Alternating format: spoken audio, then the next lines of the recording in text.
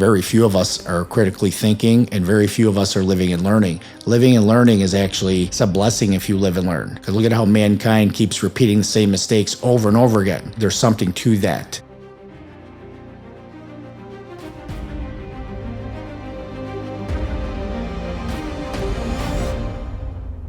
Welcome, everybody, to the Warrior Podcast. My name is Frank Lardino. I have a special guest today, Dr. Kent Mercado. He is running for the 11th District, the 11th Congressional District.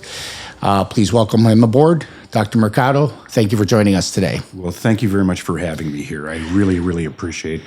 And it's such an honor to be on the Warrior Podcast. Again, I'm Dr. Kent Mercado. I'm running for Congress in the 11th Congressional District. I'm running as a Republican. I'm running as a center-right Republican, because I've had an opportunity to listen to thousands of people, and they want to focus on kitchen table issues.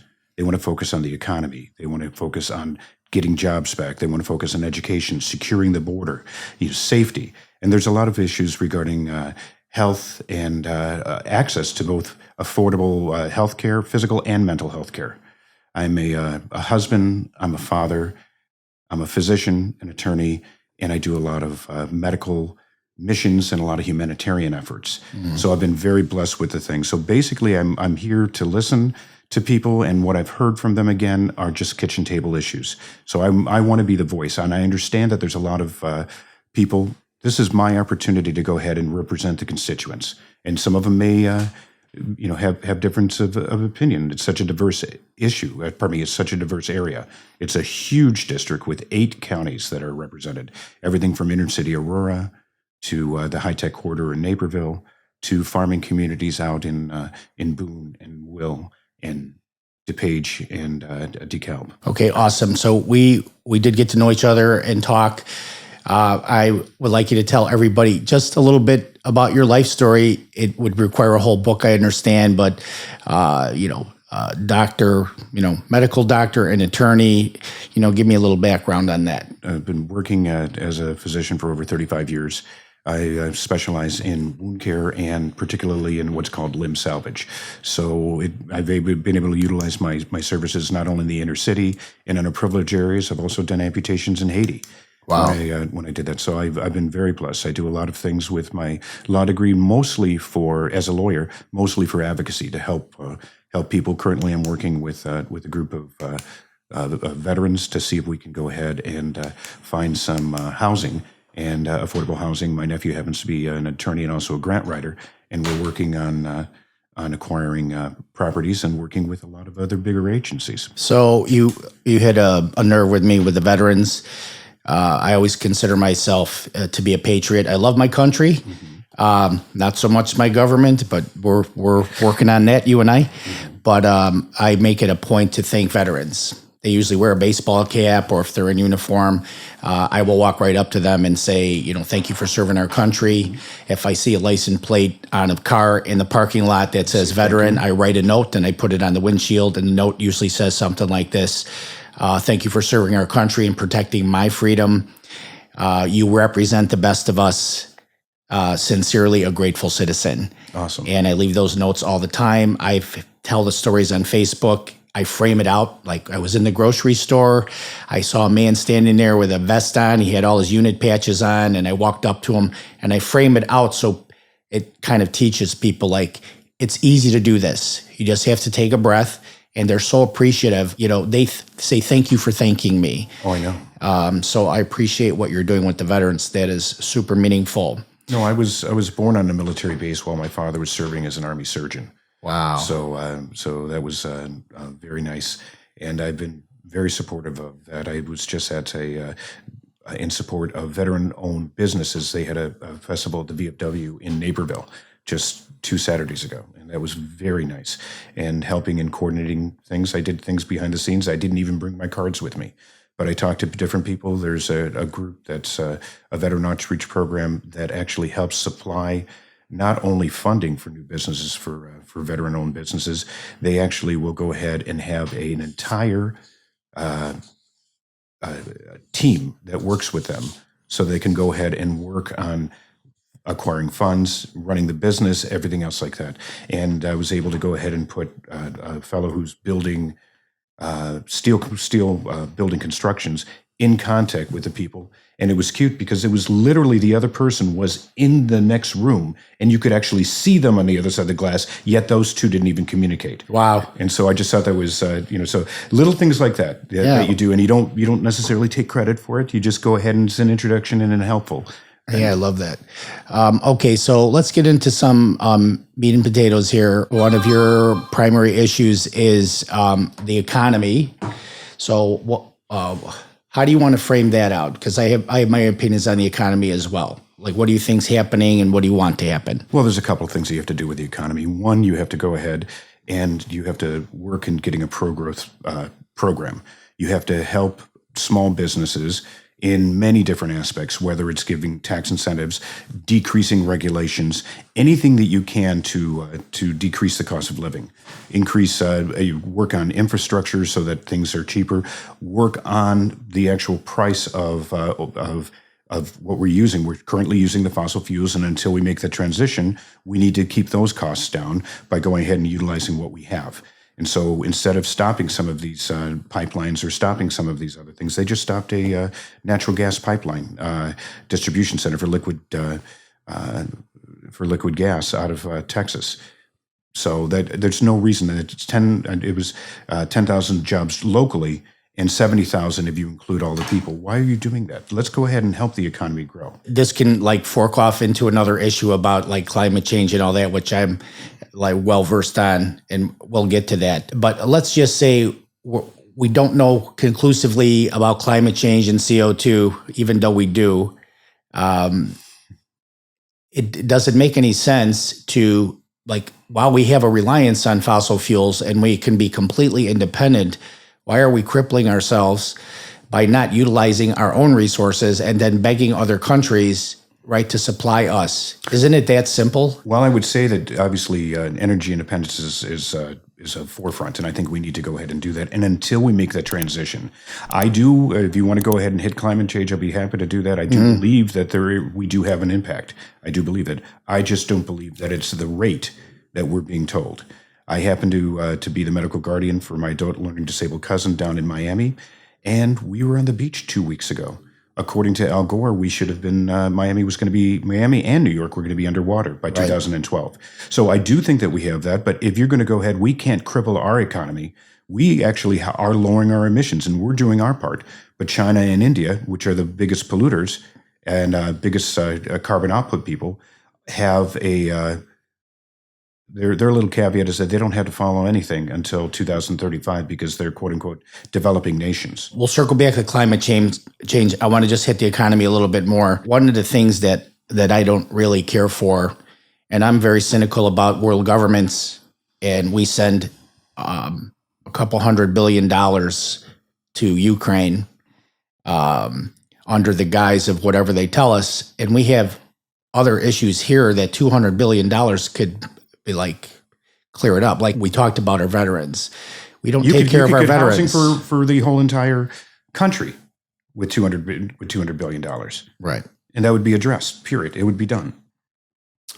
So that's one of the things that it gives me concern. I don't want to say makes me angry because I don't like to get angry. Angry doesn't serve me. And then, I believe we are very top heavy in terms of how everything's laid out in favor of big corporations. And I know we need big corporations, but we are starting to cripple the small businesses. Oh, of course. I mean, I just did that with the Affordable Care Act where the independent practitioner is gone. I mean, there still are some.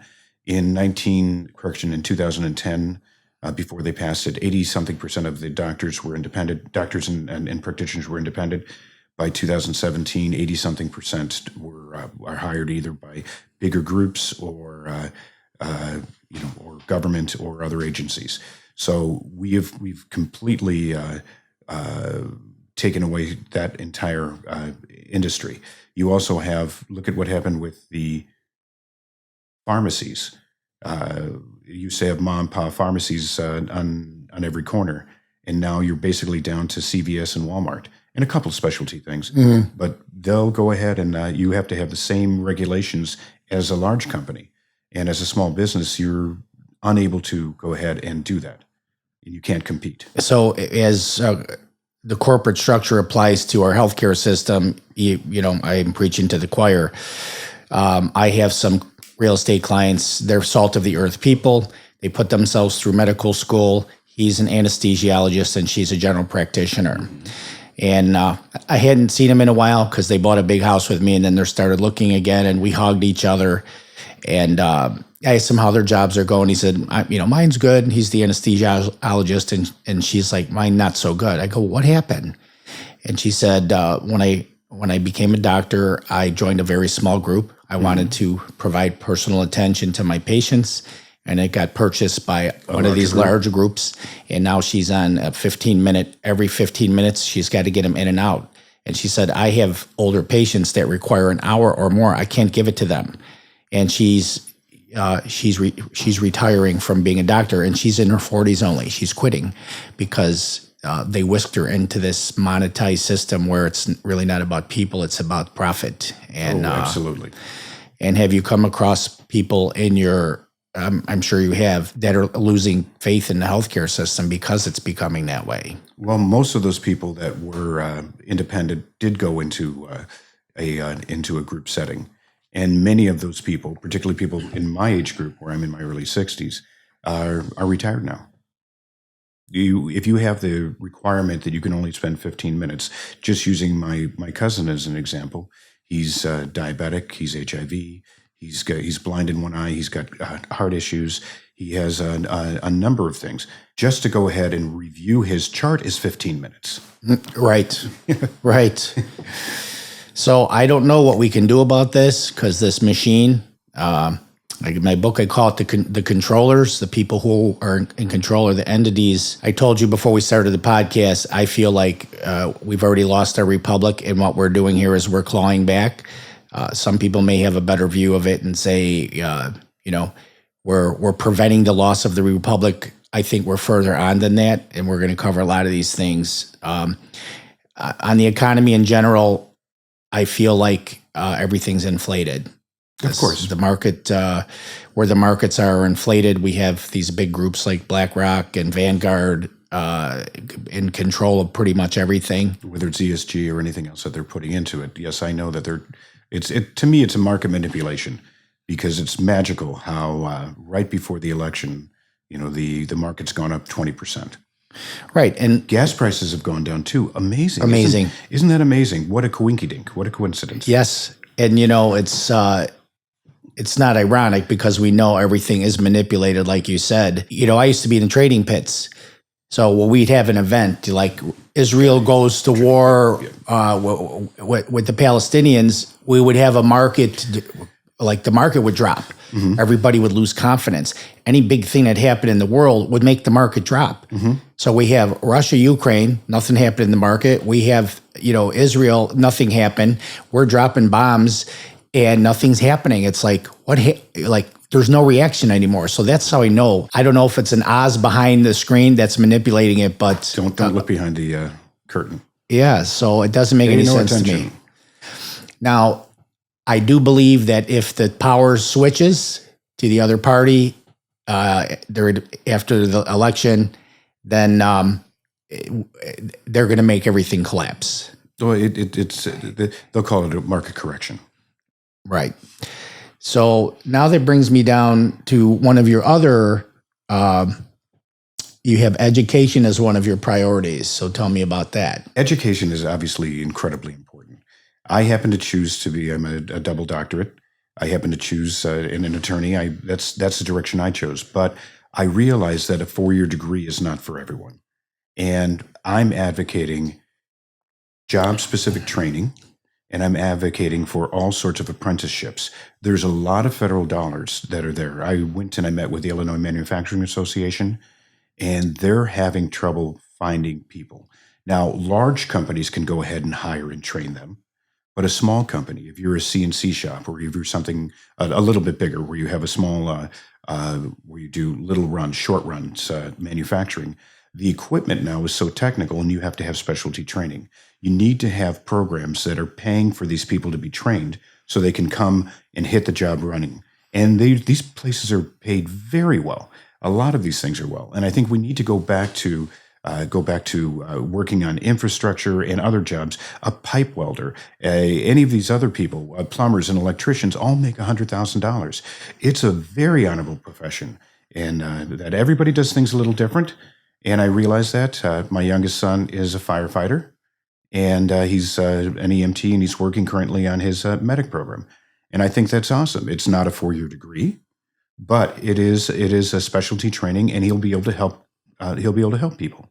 So there's a lot of different ways you can go ahead and help people. And I agree with you. I encouraged all my sons to go to trade school. My one son, he's a truck driver, and he makes a great living. Mm-hmm. It's not easy work, but it's necessary. Mm-hmm. Something is happening in the education system from the beginning, though, like what we were teaching our little children on up.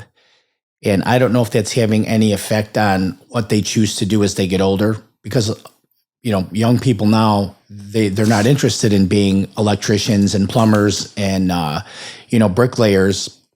And I'm wondering if our educational system is slanted and biased now, especially in the big cities. No, it's fine, and they're slanting it away.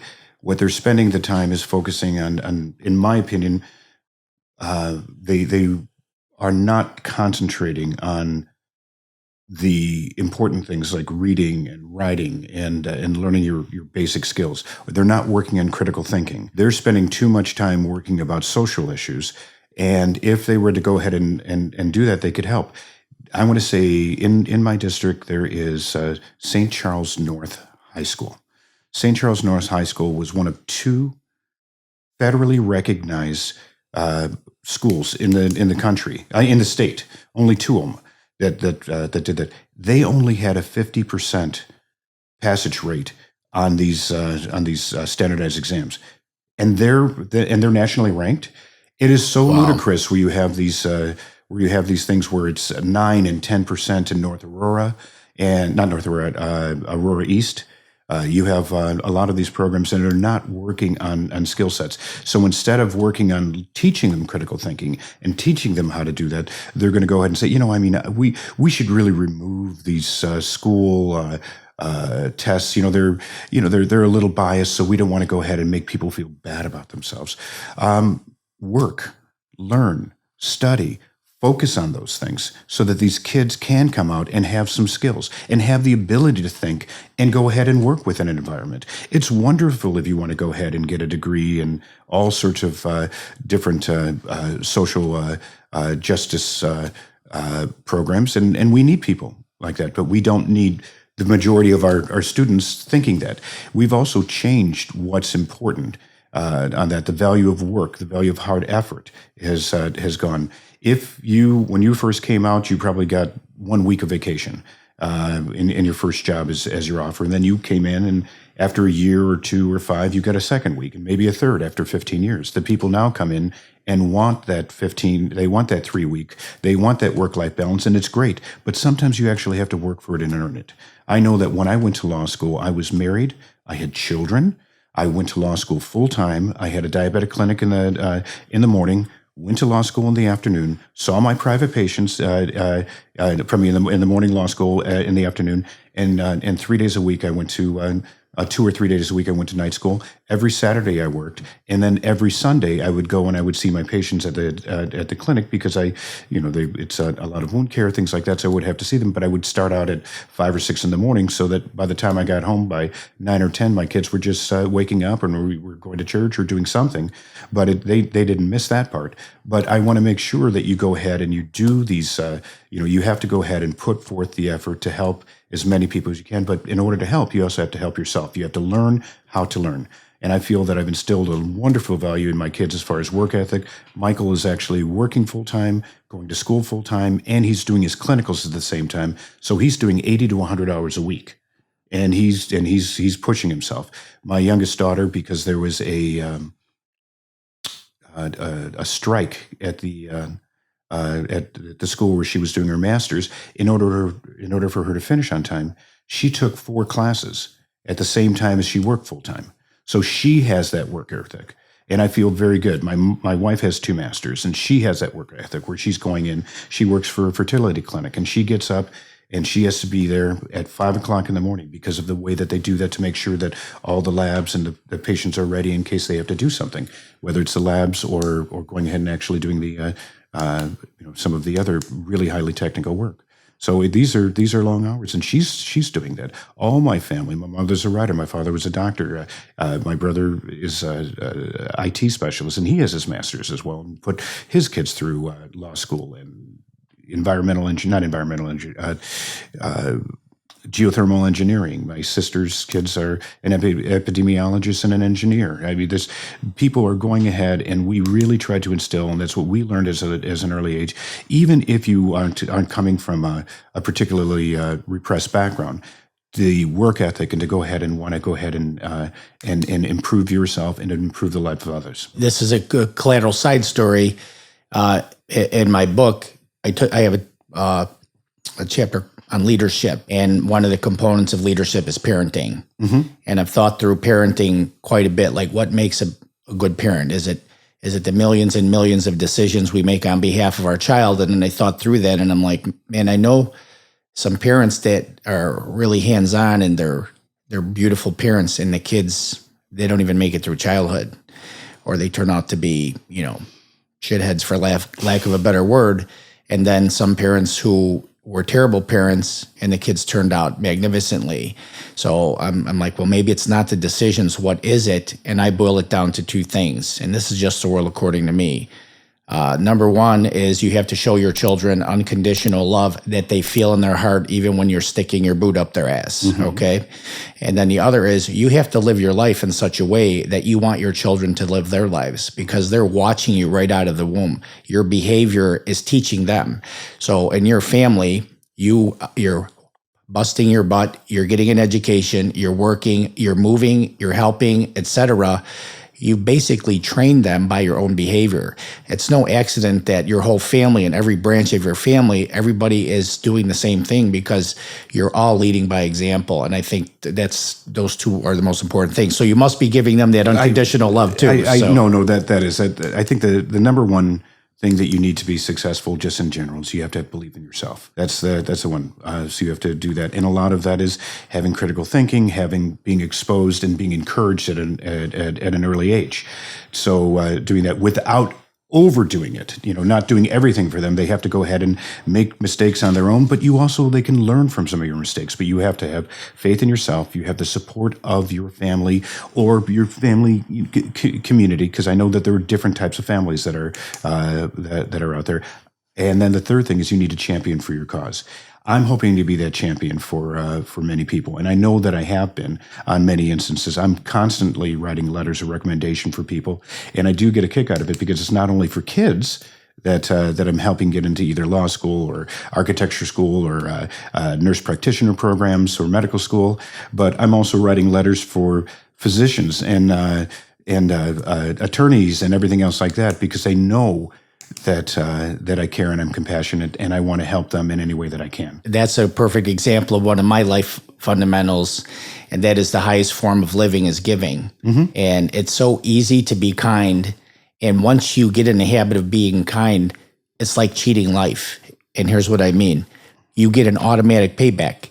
Whenever you show kindness to anyone, you get an automatic rate of return. It's instant. It doesn't come later. It's right away. Well, you get the gratification that part is it. But whenever you're doing something, you want to do it out of pureness and out of your heart. And that's the thing. Whenever I'm doing some of these things, I'm not asking for anything else in return. I'm doing it because I want to and I want to help. But I will tell you that particularly some of the youngsters, they said, well, what can I do? And I said, when you're in a position to help, you make sure you pass it forward. And so that it is, it's a groundswell, it's a continuation, it's passing it forward. And those are the things that we need to go ahead and do and encourage. Instead of having or playing a victim, go ahead and work and do that. And if you need help, we're there to help.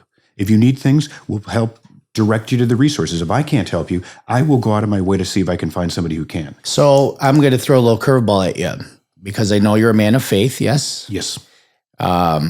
Christian faith. You rang my bell in a good way when you said a key component is belief in oneself. Mm-hmm. So I'm going to ask you this, because this is something I've thought through. Is belief in oneself correlated to how strong your faith is? I would say that there is a very high percentage of a parallel with that, but there's so many different faiths that are out there. But I will say that having that faith in yourself means that you also have to have faith in a higher power. Because my contention is, I have seen plenty of people who practice faith, and they say they have a lot of faith, but they don't have faith in themselves. So I'm asking myself this question, especially as it relates to a Christian. If you're living a life of high stress and anxiety and self-doubt, are you really practicing your faith? Because your faith doesn't tell you to do that. The Bible doesn't tell you to do that. So then I'm going, well, maybe it's the belief in oneself that is the launch pad for faith in God. You're kind of being a hypocrite if you're a Christian and you say you're a faithful Christian and you're living your life in high anxiety and self-doubt and fear and worry. We're not supposed to worry if we have faith in Jesus, right? If you have faith, you can go ahead, and that's part of it. You can go ahead and take some of the negativity and share it, pass it, and decrease some of the things. If you were in a position that things are absolutely miserable and horrible, whether it's psychological, whether it's lack of a belief, you need to go ahead and address that, and you need to take care of yourself first. And I know that's it sounds like a selfish concept, but it's not, because in order for you to help other people, you have to be stable yourself. Yes. And we talked about that on the phone. It's the old, how can you help others? If a cabin lost pressure, put the oxygen mask on yourself first. On yourself first, yeah. And that's the reason why. And it's not selfish.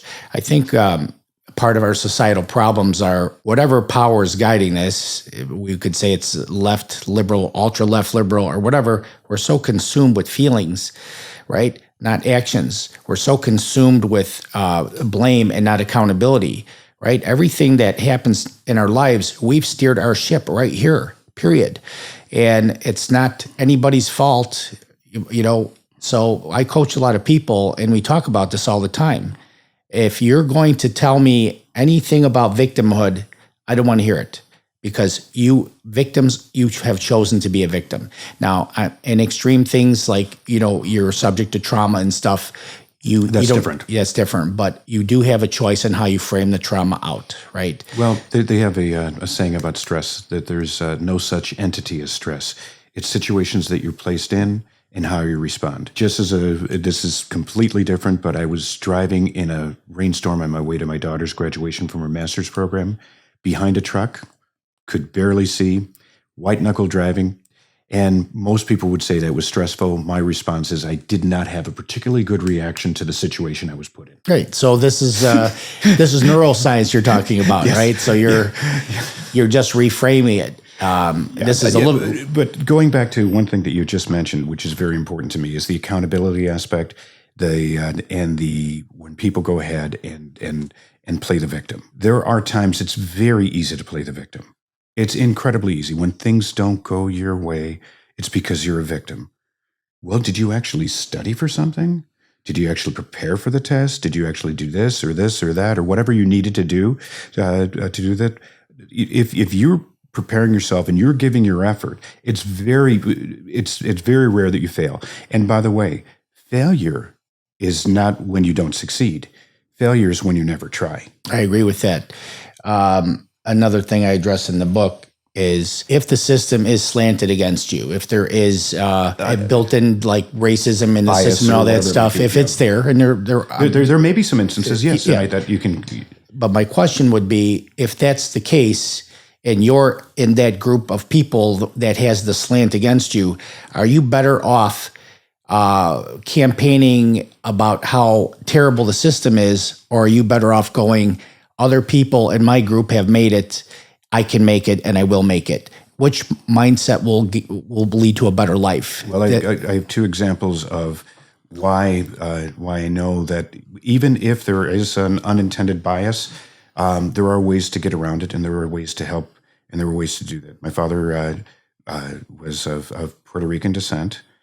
He came here when he was 5 years old.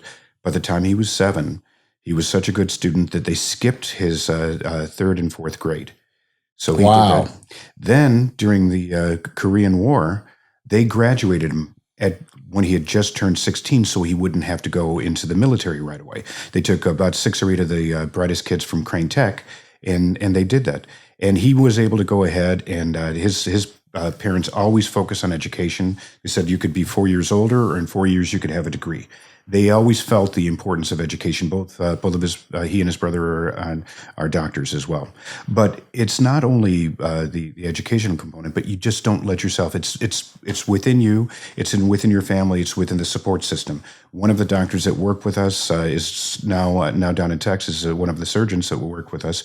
When he was growing up, he was on the south side of Chicago, and he had people would knock books out of his hand, calling him a professor, as though that was something horrible. He was a very bright person, one of being a gifted surgeon, wonderful man, father, husband, everything else like that. And to go ahead and have somebody go ahead, and if the community around you is going ahead and propagating these negative stereotypes, like, oh, you can't be successful. How are you going to do that? You should say you're going to be successful. And not everybody's going to be a leader. I get that. But everybody should strive to go ahead and help in any way that they can. And even if it's part of a community, to go ahead and help others and to do that and encourage people to go ahead and do well. You reminded me of a high school story. We had he was head and shoulders smarter than everybody. He got bused to the college to do math at math time. We called him Professor also. He's some kind of liaison for the government now. He's got pictures with all the presidents and stuff. And we were in the cafeteria, and some jerk he always carried his books and knocked his books out of his hand. And I was sitting on the floor. I jumped up and, I go, pick him up right now. And the professor was like, no, it's okay. I'm like, no, it's not okay. Pick him up, So we need a little bit of that too. We're in a very interesting time. I think 2024 is, I heard or read somewhere, we have 40 major elections going on globally, encompassing 3.5 billion people. Wow. And ours is obviously a really big one. I would say so. So before we get into that, you touched on critical thinking. And this is something that I've thought on. There's a lot of different ways to approach critical thinking, but basically critical thinking involves two notions. One is the critical thinker knows that all data and all information, all the history we read is subject to bias. And they also know that they themselves are subject to bias. And bias is not, it doesn't promote critical thinking, of course. Right? So we all have our own personal biases, and the more we can abandon the biases, the more our mind opens up, and the more we can become critical thinkers. I've been following a man who's one of the smartest men I've ever heard talk. His name is Schmachtenberger, very close to Schwarzenegger, Schmachtenberger, and he said the following, which I'm trying to subscribe to. He said, if you surround yourself with like-minded people, your opinions will get stronger, but you won't get much smarter.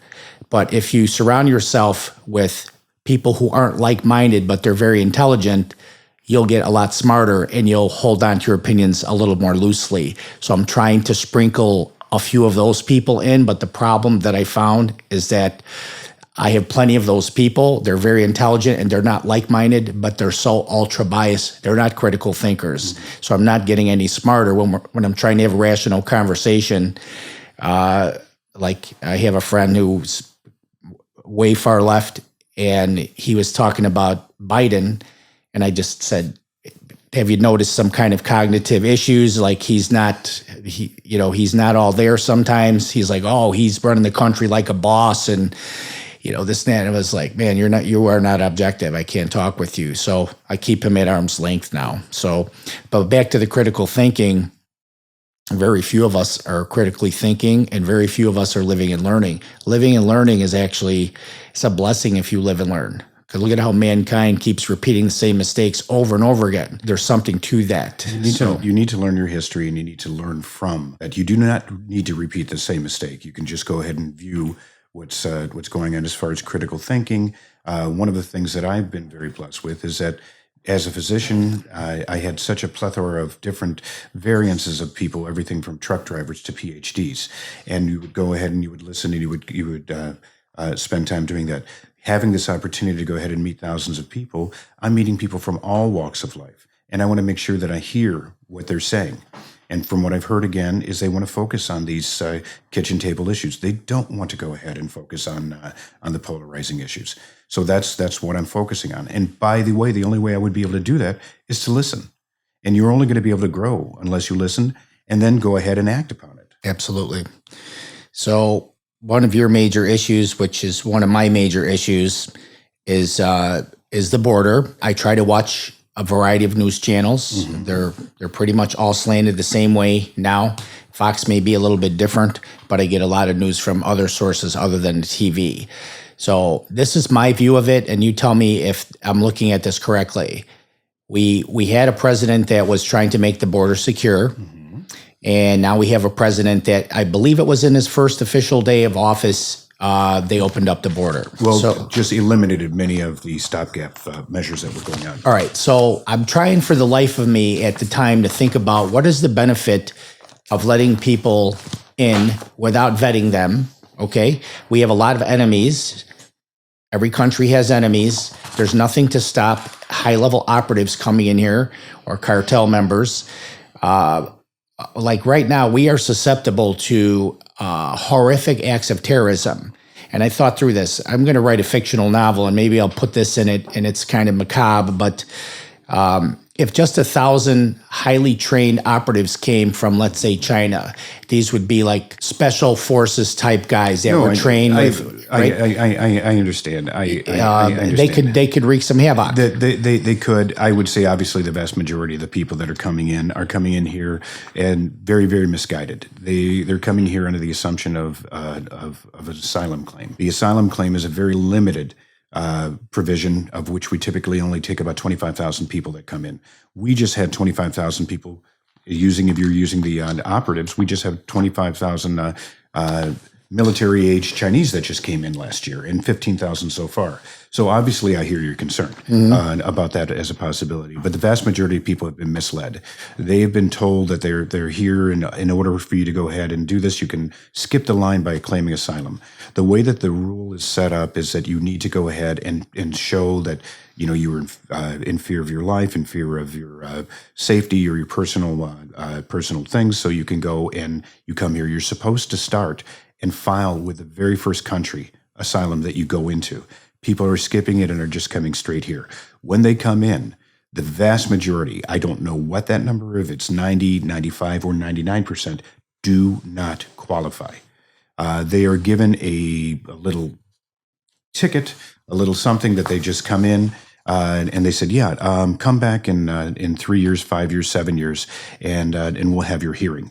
While they're here, they're actually here, and they're part of the legal system now, because they've started that. And once they go ahead and they actually have their trial, or not trial, but when they go through their hearing, 95% or more are gonna have to be returned if you can find them. So the way that they've gone ahead and they've changed it is just wrong. We need to close the border first. And I know that the $200 million or whatever, $250 million that we have already spent on Ukraine, or some of these billion with a B. Yeah. Billion. I believe that the wall was supposed to be 25 billion, but they didn't have enough money for that. Whether you want to do it with a physical wall, whether you want to do it with monitoring, whatever you want to do with that way, we have to stop this asylum exception the way that we're doing it. There's a number of things that need to be done to decrease it. But the first thing you have to do is close it down immediately. You have to close it down immediately. You can't keep on going and waiting. I heard, I have not read it because it hasn't been released, the Senate proposal. But they're saying, well, we'll put a cap on it if it's more than 5,000 a day. 5,000 a day is 1.8 million people a year. It's a big city. That's no. That would be like the third largest city in the country. You have fourth maybe. It's just unbelievable how many people that are involved with that. They need to go ahead and we have to stop like chain migration in the family things. You have to have in Canada, who everybody thinks is such a wonderful thing. They have a merit-based system in order for you to come in. You need to go ahead and as far as it, we have a program where we allow 300,000 people a year in through a visa lottery. Obviously, if you're having 1.8 million people, we can stop that. We need to go ahead and address and stop it from its start. If somebody coming into their bathroom and saying, "Oh my goodness, my bathroom's flooded," I said, "Well, did you turn off the water faucet?" Yeah, that's a great example. So if I were to ask you this, why are they doing this? Why is the administration? Why did they open up the border? I wish I knew, and if I wish they would give us the reason that they're doing that, and then the people could understand. If there's a specific reason to fill jobs or to do something else like that, give me the specific reason why you're allowing these people in here. And are they beneficial? Are they helping? Are they helping? I know they always say, "Oh, they'll do the jobs that nobody else wanted to do." Yes, I know that's what immigrants typically did. Look at all the things in the nobody wanted to work in the Chicago stockyards, and it was complete. It was 90% immigrant workers. They did the jobs that a lot of the people didn't want to do. I get that, and construction and some of the other things. But now construction pays so well, and almost that you would think that we can have more Americans go ahead and do some of these jobs. Here's one of the theories that I've come across about letting people over the border. And the number I've heard is as high as 20 million plus people have come over the border. So if the majority of those people, they become Democratic voters, and they've interviewed people at the border. Like, what do you think of Biden? Oh, he's great. These are people from all over the world, because their impression is he's welcome. Yeah, if 25% of the 20 million become Democratic voters, we have a huge swing in the vote base. Well, I've heard that a number of times, but the actual numbers are not. In 1992, I heard that there were 11 million undocumented people. 1 million a year, even under Reagan. Not Reagan. Even under Bush. Even under even under Obama. Even under Trump. Come in a year. So that's 30 years. So that means it's 41 million. And in the last few years, we've had anywhere between 3 and 5 million. Sometimes you hear 2 to 3 million. Either way, you're talking closer to 50 million people that are here undocumented. It is not that. It's not 20 million. It's 50. Or 40. It's a huge number. Yeah, that's between a sixth and a seventh of our population, right? What do we have, like 330 something million? So we got 300, at least 350 now. Yeah, and I'm all for being the country that people can seek asylum from. Absolutely. But when we do it to this degree, we put our own citizens in harm's way. We have to take care of all these people. Take a look at what's going on in the in some of the areas in Chicago. They've asked for years. We need help in getting help to get small businesses going. We need help in rebuilding the community. We need infrastructure. We need to stop these food deserts. We need to do this. We need to do that. And they spent $450 billion so far just on the migrants. If they would have put that money into rebuilding out communities and helping and fostering jobs and job training, to go ahead and reinvigorate the economy, we could do that. We need to go ahead and focus on the people that we have here. That's the number one thing. I don't know what the answer is. I believe I've heard it's anywhere between 35 to 50,000 people anytime you try to extradite somebody out of here. The funding would, I don't know what the answer is. Mm-hmm. I don't know, but we need to go ahead and stop some of these other things, like I said, like the chain migration and the visa lottery and these other things, so that we can go ahead and limit the amount of people. A lot of the people have actually gotten here initially legally, and then they stayed past their visa. So that's just hundreds of thousands a year that are here because of that. I believe that the opening of the border is completely nefarious. You're not going to get an argument from it. So, and one of the reasons, which is crystal clear, is that we had all these vaccine mandates for everybody. The military, our healthcare system, which is now in dire need of personnel because a lot of people, they got let go and never came back. all of those people, the millions of people, they were not required to get a vaccine. But with our own citizens, you either get the vaccine or you lose your job. So that to me, if the vaccine, the COVID vaccine was something that was necessary and the administration thought it was necessary, then why would they not, for the safety of our own people, Enforce have them that. get vaccinated? It should be, if that's the way they're doing, they should do that. I, as a physician, in order to maintain my hospital privileges, I had to go through I had to be vaccinated. I have my son, at 25 years old, 6'2", 225 pounds, could drag both of us out of a fire. Why does he need the vaccine? He's young, healthy, strong. So my cousin that I take care of is immunocompromised, being diabetic and HIV. I actually make sure that he got the vaccine.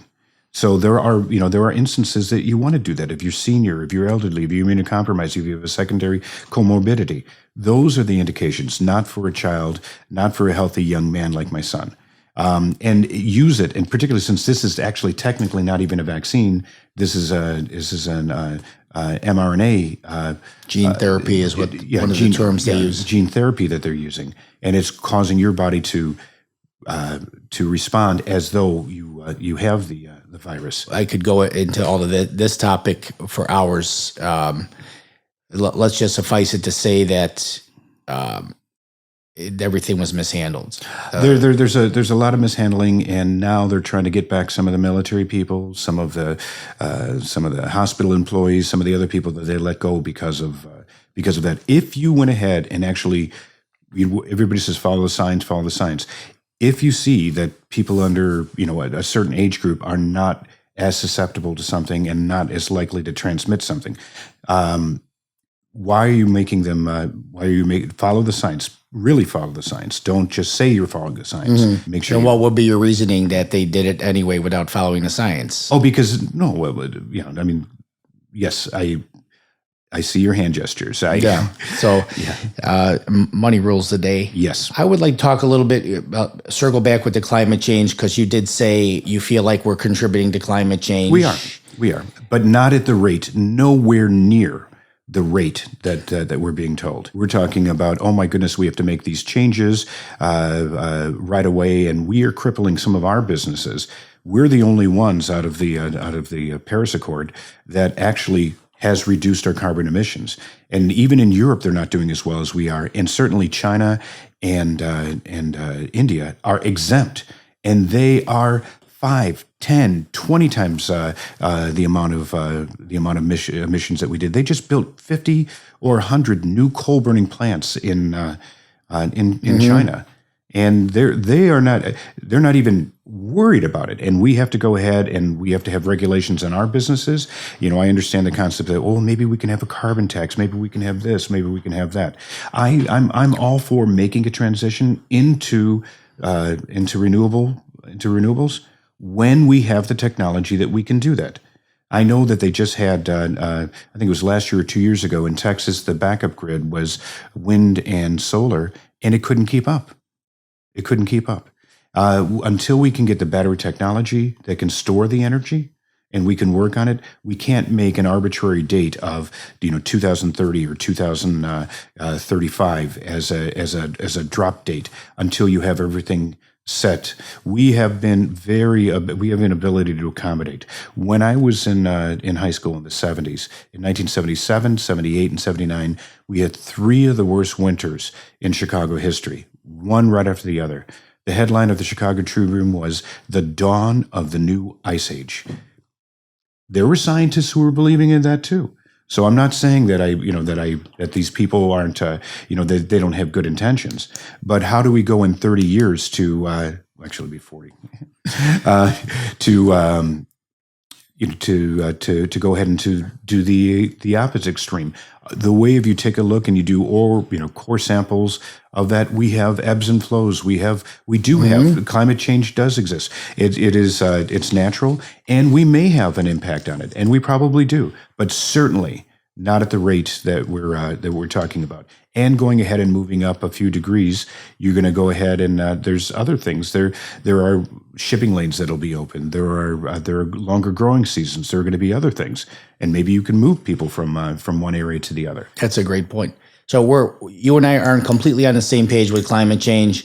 I wholeheartedly agree with you that if we are causing climate change, which the science is not conclusive on, that's my point. I do believe that there is, and we are contributing, but certainly not at the rate, and not at the speed, and not at the impact. Because if we really believe that it was in the impact, close all those factories down in China, close all those factories down in India, and let's really go ahead and do that. And then, by the way, the forest fire that they just had in Canada, or as my family jokes and calls it, Canada, put out about as much as more than the whole United States did last year. Again, back to the science is not conclusive that we're even contributing at all. So you and I we'll do a side debate on this. We can do a side debate on that. I've watched some very prolific, profound people they are the experts. But even if we are, your point is 100% correct. I have seen the Senate oversight hearings where they've had the climate people in charge of the climate crusade for our government, and they said, if we go 100% green, the United States, 100%. How much will that impact the environment? They don't have an answer. And, we're this big and we have these huge countries just churning and burning. We would just put ourselves as a competitive disadvantage. And, I agree. And that's the part that I know that there's a lot of people that are globalists and they want to go ahead and do that. And I'm America first. I want to go ahead and do that. I'm okay with helping other countries and it's fine. But whenever I see, my goodness, if China decides to go into Taiwan, what are we going to do? And they talk about, well, we've got to go ahead and work on the supply chain, and we're going to have to remove it from China, and we're going to have to do that. And they said, well, here are the 5 countries that we'll bring it to. We'll bring it to Malaysia. We'll bring it to Vietnam. We'll bring it here. We'll bring it there. I never heard the United States. I never heard Mexico. I never heard Canada. Right. We need to bring things here. We need to do that. There's no reason. This is just an aside. That China, that we need to buy our erythromycin, which is not erythromycin, but the Zithromax from China. We have companies. We've got Eli Lilly, and in our own state, we've got big drug manufacturing companies that we can go ahead and we can produce these things, and that would be an easy thing. And that's not a very big polluter or anything else like that to bring these things home. By the time you bring something and ship it across the sea using a non-electric vehicle, you're probably going to go ahead and have as much emissions as you would from the plant that you would have here. And by the way, the amount of monies, the actual core, or saying how much you save on things, you're only talking about a very small percentage of 10 or 20% is actually labor costs. Some of it is the building of the factories. I get that. You made me smile before we'll wrap up the climate change thing. So in the 70s, that was the climate alarmist was we're entering another ice age. Dawn of the new ice age. Right. Yes. So then the 80s came and it was acid rain is going to destroy from pollutants. That's going to destroy our land and our crops. Then in the 90s, we're burning a hole in the ozone layer, and we're going to burn up. And in the 2000s, our icebergs are going to melt and everything's going to get flooded. All of these different climate alarms, they never came to pass. And that's why I'm debating the. Well, that does make one cynical. I mean, if you're told something's going to happen and it doesn't, you're like, okay, that sometimes things don't occur. Then you're told something else and that doesn't occur. Then you're told something else, and that doesn't occur. But you are warned, and you're shamed, you're frightened into believing that this is an existential crisis that we must deal with right now. They had the UN Ambassador Jenner said that we are no longer in global warming. We are now in global boiling. Okay, very nice, by the way. Well, yeah, I didn't. But just in general, no, we're not. No, we're not. We're not at that extreme at this point. And guess what? We're a very resilient people. There's I think 6, 7, 8 billion people on this country now, on this planet now.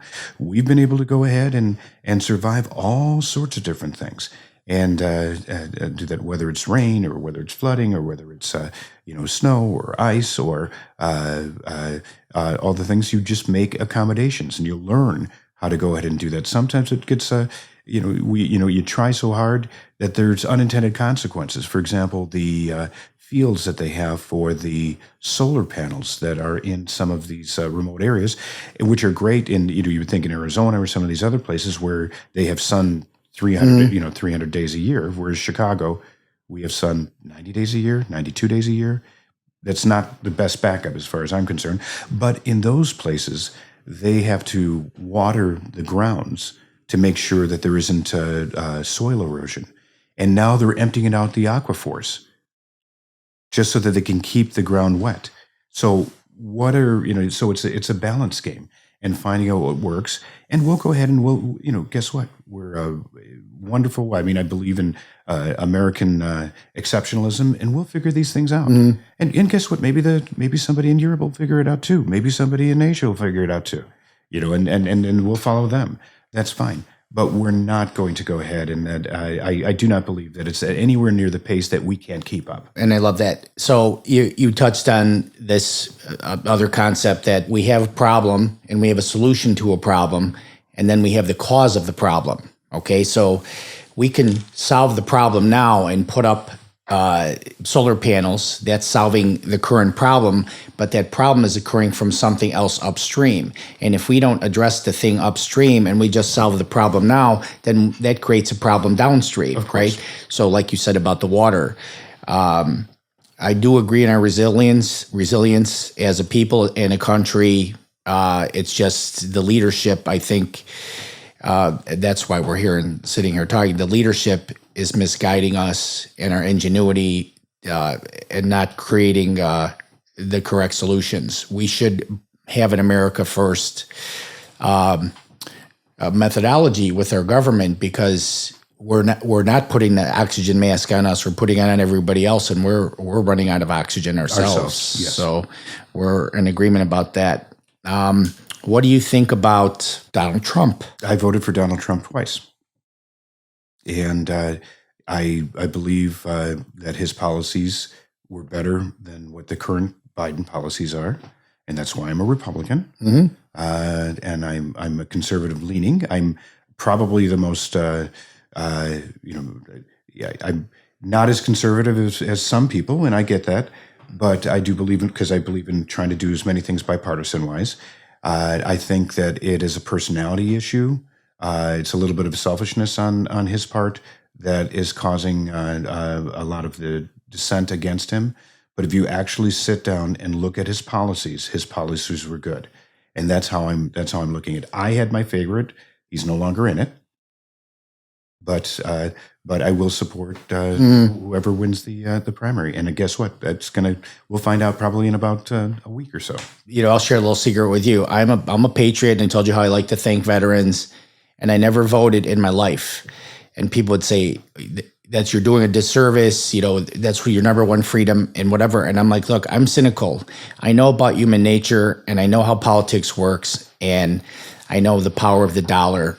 And anyone who rises up to be president, they're already working to satisfy the agenda of the people in power, not for the people. Well, and when we do get people who rise in power that are for the people, they typically get assassinated. Well, I don't want to go that far, but I understand the concept of power corrupts and absolute power corrupts absolutely. There are many aspects that are important, and I think that our whole electoral system, where we're spending so much time on money and how things are spent, is very frustrating to me, because I believe in message. I believe in people. I deal a lot with the Chinese American community, and they are not Republicans. They're not Democrats. They vote on issues, and they vote on the person. And they're basically focusing on issues that are important to the family, the issues that are important to them, and they follow that person. A lot of times people will go ahead and generate all sorts of money, and then they'll brag about how much money that they're going ahead and doing it. That's wonderful, but that's not what it's supposed to be. I'll give you an example. I met with one of the previous congressmen, and I talked to them, and they talked to me about an hour and a half, and about 1 hour was talking about fundraising. and the importance of fundraising, getting fundraising and money. The most important thing about running a campaign is fundraising, and fundraising is the most important aspect of a campaign. And I'm like, well, what about issues? What about trying to help the people? I'm supposed to listen to and be a representative of the community. And the fellow said to me, he goes, well, the last time, that even as a congressman, he spent 20 hours a week calling up big ticket donors to contribute to keep that flow going. And I thought for a second, I said, and I didn't say it out loud, but I did think it. I said, if you would have spent 20 hours a week listening to constituents, you probably still would be a congressman. I agree with that. Wow. Well, I finally voted for Trump after never voting because I thought he could be the disruptor. Mm-hmm. Now, I still don't know if he is the unicorn. Like most of my friends they voted for Trump, and they believe like he can clean up the system, drain the swamp. And when you think about that concept of drain the swamp, that was like the main thing he campaigned on, and he got half the country voted for him, which leads me to believe that at least half the people believe we have right. So, but I do also agree with you. Like he has some personality traits that are they come on way too strong for people, and I get that. I always said if he could just tone it down a little bit, but then if he toned it down a little bit, he might have not grabbed the people that he has. You see what I'm saying? So it's a very interesting.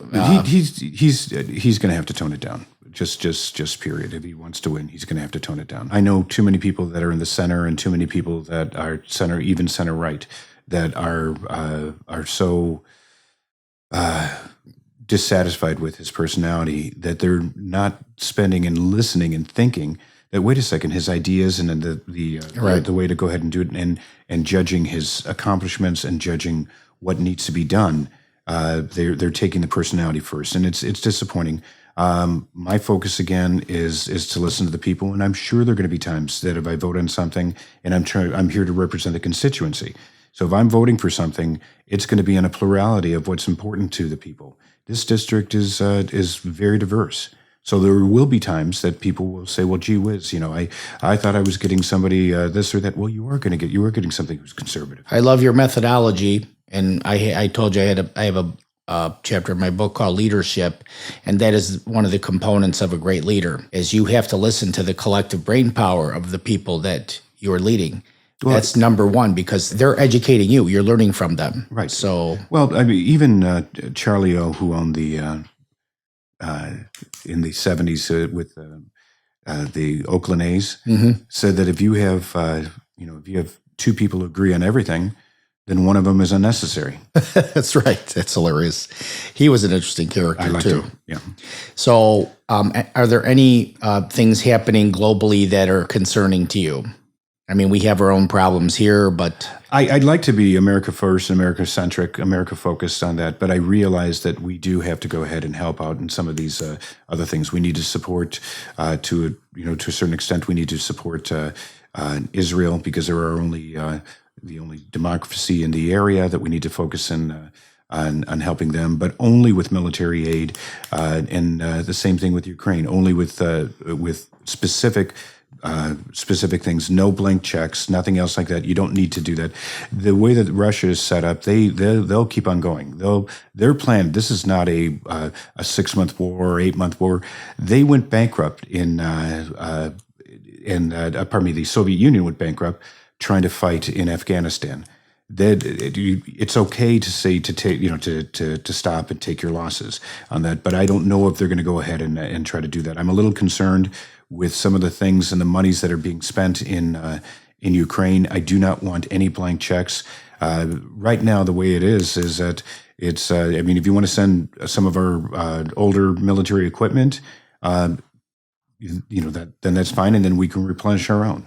That's fine. I'd be more apt to do something like that than give somebody who may have an alternative motive that I don't know about to continue this. Are you open to the concept that some of that $200 billion we sent has been misappropriated? Of course, that's my whole point. You need to have that. If I'm going to go ahead, you have to have if you're going to go ahead and get money from a bank, you have to present a business plan and you have to show what you're going to do ahead of time before they're going to go ahead. Now, what are these funds? So if you say, "Oh, I want $1 million to go ahead and start my business," they'll say, "Okay, show me how you're going to spend it." All right, so you're going to have a plan. You're going to have to do that. We're not getting any of that. They just said, we need $1 billion. No, we need 10 billion. We need 100 billion. Well, what are you going to use it? Well, we're just going to use it. No. What are you using it? What specific things that you're doing, to go ahead and help? I know that I have friends whose family still lives in some of the contested, occupied regions in Ukraine, and most of them. Now, this is empiric data. This is not the biggest concern, even though they've been under control from 2012 or 14, depending on which region. They just don't care what the flag that's flying over them. They just want it to stop. They just want stability. They want they want peace. That's what they want. I don't know what the answer is. I do not believe for a second that Russia would go into Poland or Moldavia or any of these other places, because then they know, particularly in Poland, they're going to have to go against NATO. And they will, even if they have China's support, they cannot go against NATO. I agree with that, and I don't think that was their intention.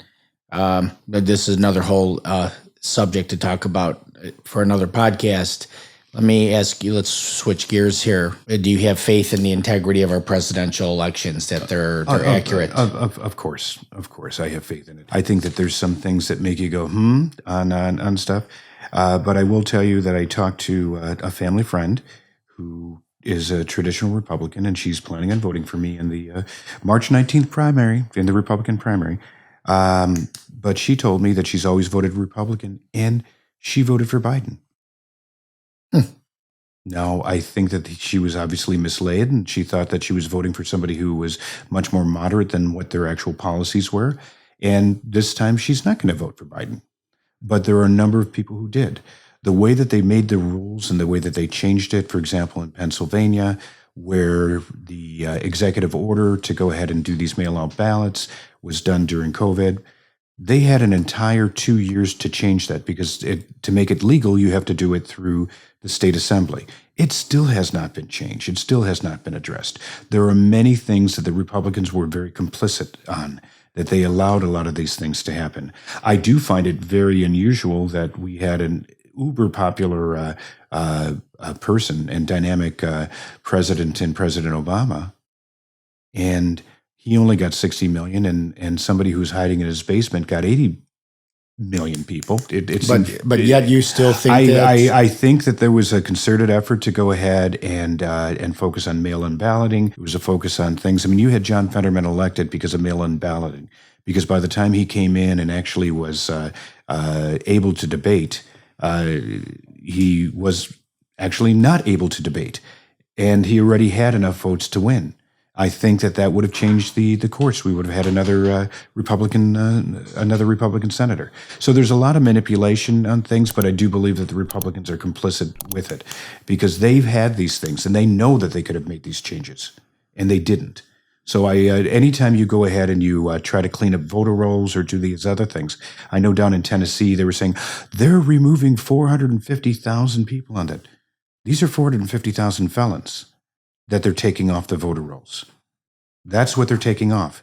There is a protocol if you have a felony to get your right to vote, but it means an effort that you have to go ahead and follow certain rules and protocols and petition to get back on the ballot. You don't keep them on the ballot, without having to do that. I want to have a pathway for them to come back and do that, but they're going to have to follow that pathway. So this is a point you and I are not necessarily in agreement on, and that is there's cheating in every election. Even if you're running for class president in high school, it's the nature of man.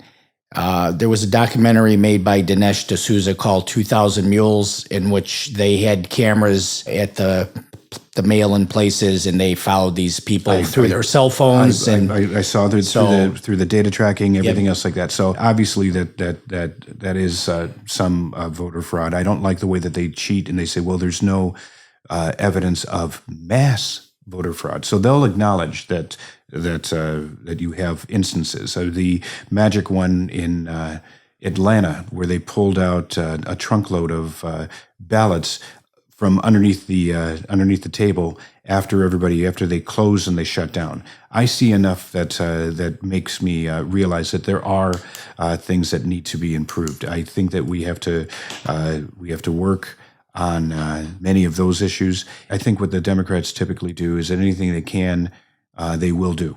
Anything they can. And most of the time, the Republicans obviously are complicit, and they don't say, well, gosh, maybe we should do it too. Well, I don't like cheating. I don't like any of these other things. I do think that there was it enough to change the results? Probably not. Probably not.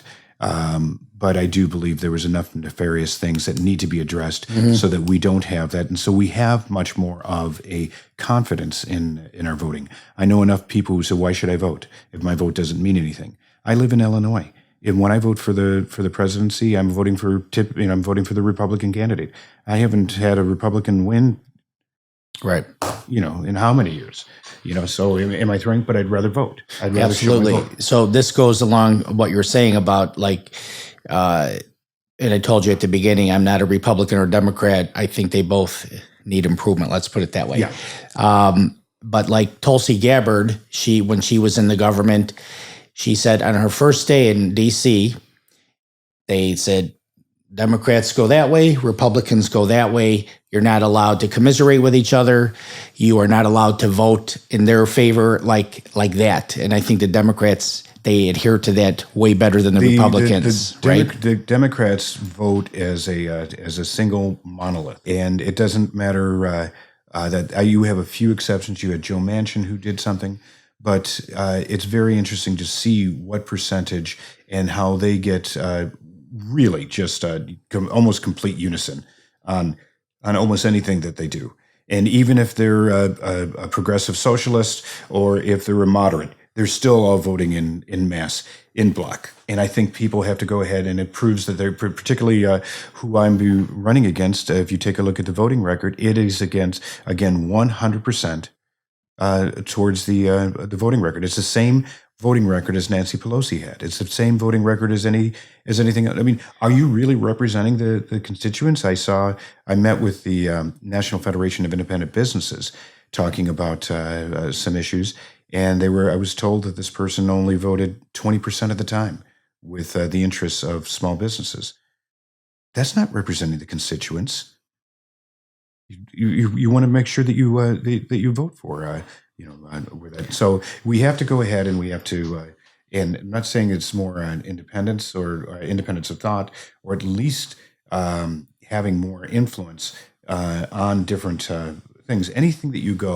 Anything that's going to be passed in legislation is going to have to be compromised, because it's not compromised, it's going to have to be negotiated. So in order to make a negotiation, there was compromises on both sides, and I get it. But compromise does not mean 100% for me and 0 for you, or 100% for you and 0 for me.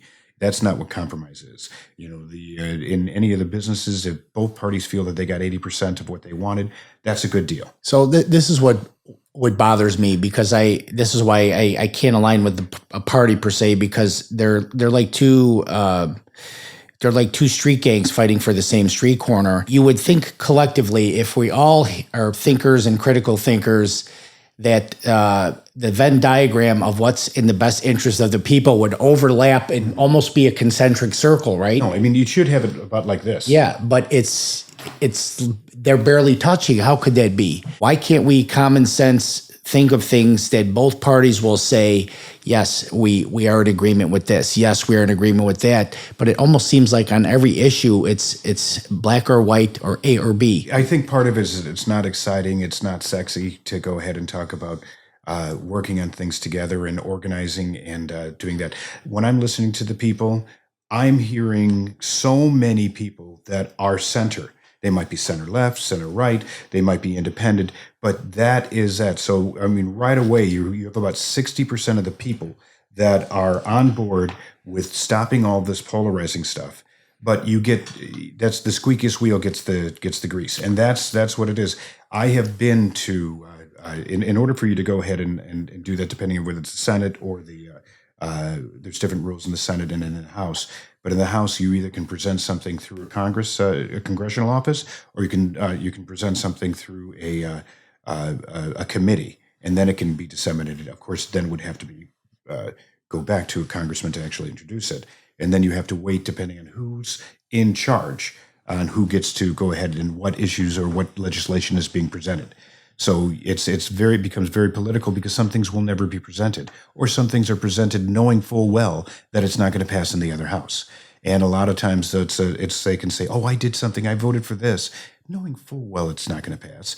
But you can say, "I voted for this." It's because the other party is being stodged, whichever choice is Right. neutral.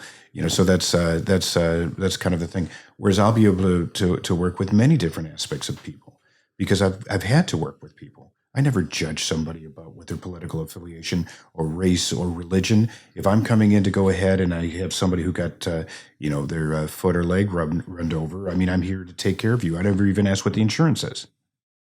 So those are the type of things. You're there to go ahead and focus on a mission to help as many people as you possibly can. And the idea in order to help somebody is that you have to listen, you have to be aware of the things, and focus on the issues that are important, not on the polarizing ones. That's a really good perspective. The squeaky wheel gets the grease, and it's much more profitable to be supporting these issues. One of the things I was going to say is that I've actually presented at the state level and then at the federal level, and I have watched how the people interact when the cameras are on. They're arguing back and forth. The moment the cameras turn off, they pause and they say, "How's your sister doing? She better? Oh, great! I'm so happy."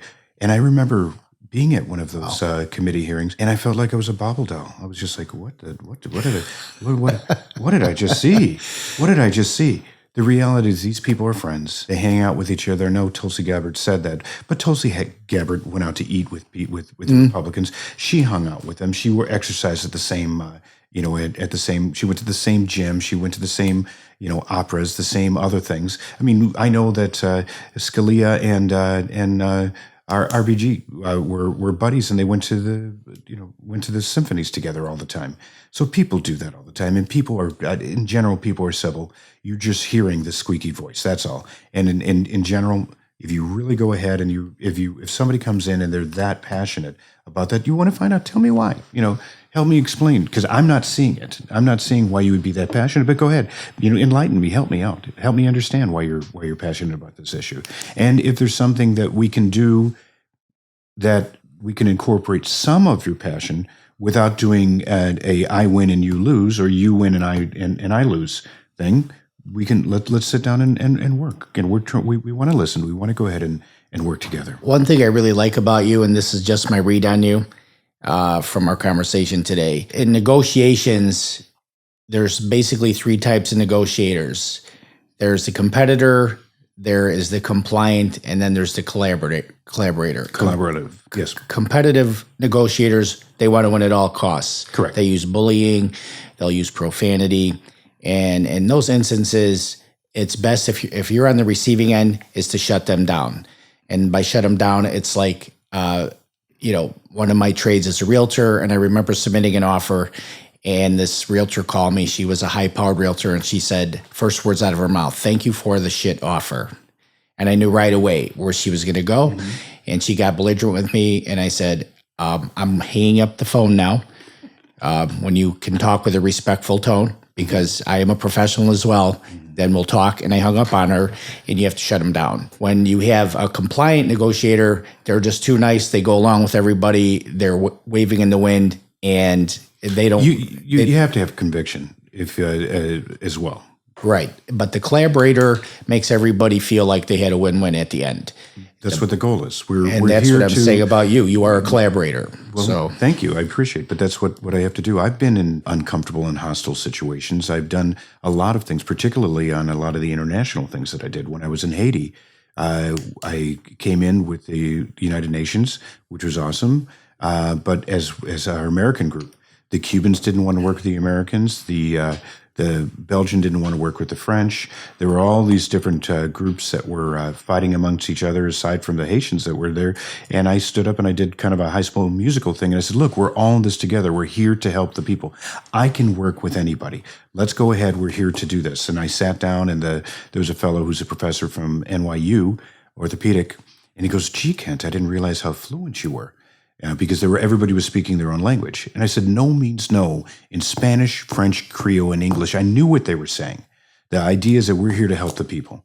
And that's what my goal is. I'm going to be here to help the people and have people go ahead and put aside their differences for the betterment of us. We need to be America first. We need to help us first. When we need to make sure that we're strong so that we can help other people.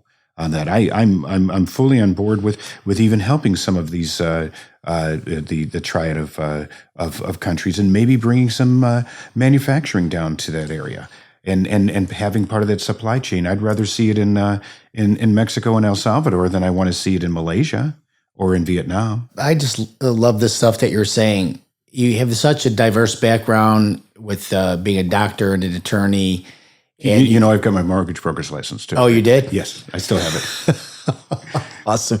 All right. So your life is full, my friend. You have filled it with meaningful things that are for the benefit of mankind. You get the kindness component, and the highest form of living is giving. And you've done all this stuff, and you can continue on. Your plate is full, my friend. And still you decide to do this.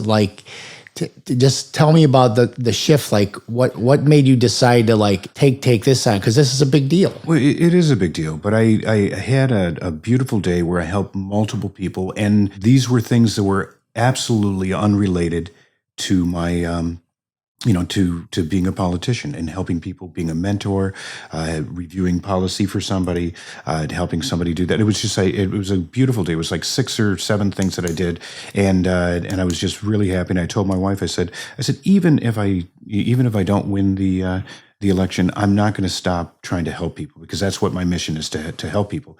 She goes, no, that's why you have to win, so you can help more people. That's true, and I support you wholeheartedly, my friend. There's a thing called energy, and I believe in energy. We attract like energy, and we repel unlike energy. Mm-hmm. Our bodies have tens of trillions of cells. We're throwing off an electromagnetic field, and the brain is the government for that. So we attract like energies, and we repel unlike energies. And I'm so grateful you came on the podcast today. I hope you talked about everything you want to talk about. Did we miss anything that we should add? I just appreciate the opportunity, and thank you for having me. Yes, you have my full support.